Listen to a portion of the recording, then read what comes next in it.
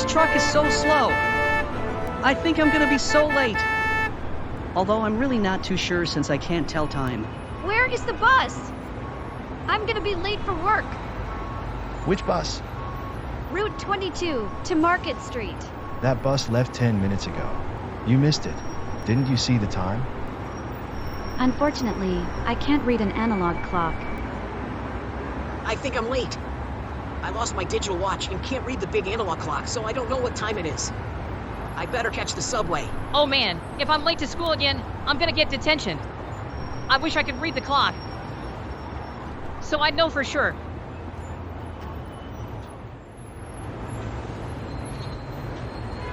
It has come to my attention that people are struggling with being on time. It seems like the biggest problem is that people can't read the analog clock in the center of town. This looks like a job for the math pillars, and especially for me, Analog Aaliya, the Maven of Measurement. Hey, look! It's Analog Aaliya! Oh! What? Hello, citizens. I've heard that many of you are constantly running late. This isn't good for you or the city. It just creates chaos.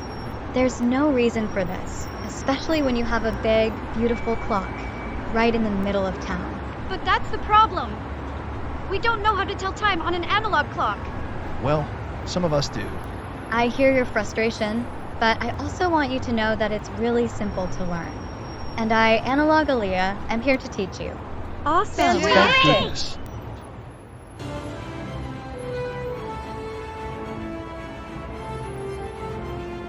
So this is an analog clock. Isn't she beautiful?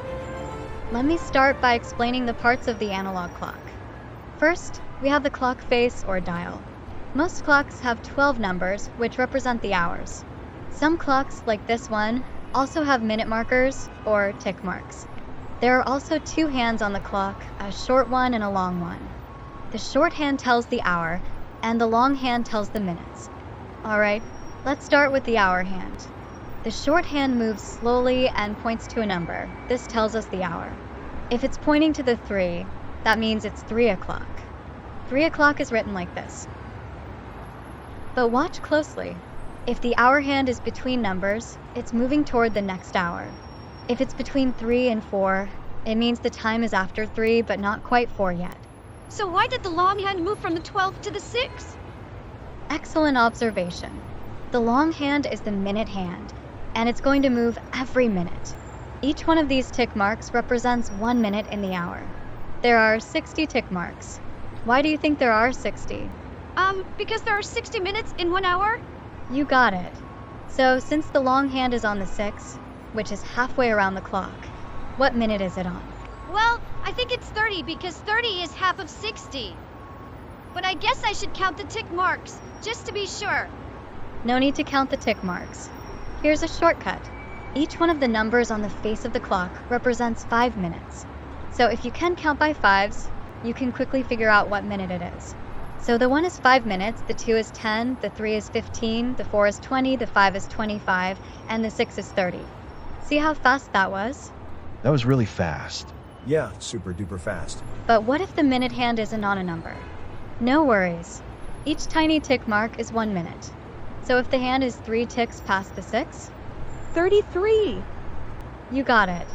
So in this case, the time would be 3:33, which is written like this. Okay, I think I got it. Can we do a few more examples? That's a great idea. Okay, what time is it when the long hand, also called the minute hand, is on the 12, and the short hand or hour hand is on the 6? Oh! I got this one. It's 6 o'clock. Very good. Okay, let's try a harder one. What if the hour hand is just past the 7, and the minute hand is on the 4? I think I know. The minute hand is on the 4, so if we count by 5s, then that's 20 minutes. The hour hand is just after the 7, so the time is 7:20. Is that right? Absolutely. Okay, let's do one more. This one is more difficult. What if the hour hand is between the 6 and the 7, and the minute hand is between the 10 and the 11?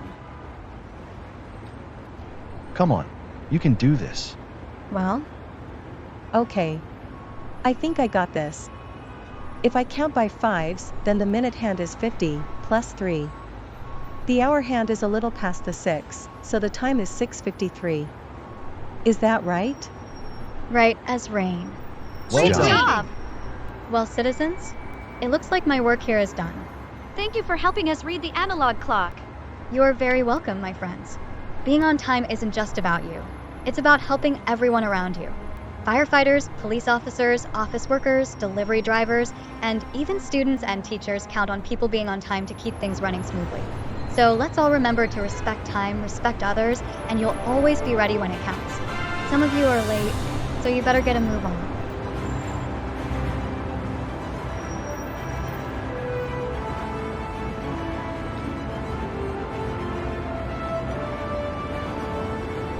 Well, it looks like things are back in order here.